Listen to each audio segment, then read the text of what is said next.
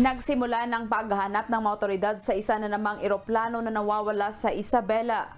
Base sa report ng Civil Aviation Authority of the Philippines, isang Piper 32 type aircraft o RPC-1234 ang umalis ng Cauayan Airport kahapon, dakong alas 9:39 ng umaga.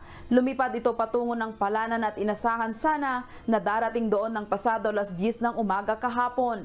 Subalit walang eroplano ang dumating sa lokasyon. Lulan ng nasabing aircraft ang piloto nito at isa pang pasahero.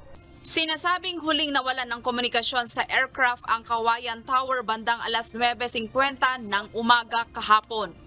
Ayon sa mga otoridad, wala silang natanggap na distress alert mula sa nawawalang eroplano.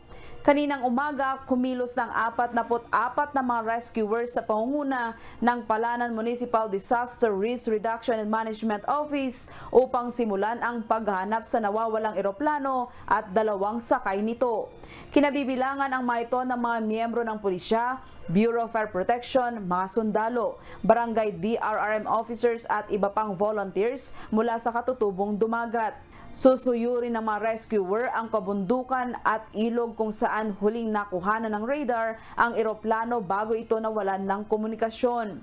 Pupuntahan ng mga ito ang barangay Didian, subalit ayon sa mga otoridad, posibleng bukas pa ito marating ng mga rescuer depende sa lagay ng panahon. Sinusubukan pa sanang tawagan ang cellphone ng piloto at ng babaeng pasahero subalit hindi na ito makontak.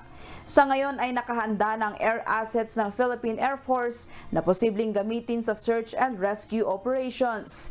Inatasan na rin ng mga otoridad ang lokal na pamahalaan ng Makunakon na agad ipagbigay alam sa kanila sakaling mayroong impormasyon na makukuha ang mga residente at mangingisda sa lugar hinggil sa kinaroroonan ng nawawalang eroplano. Grace Flores, UNTV News and Rescue.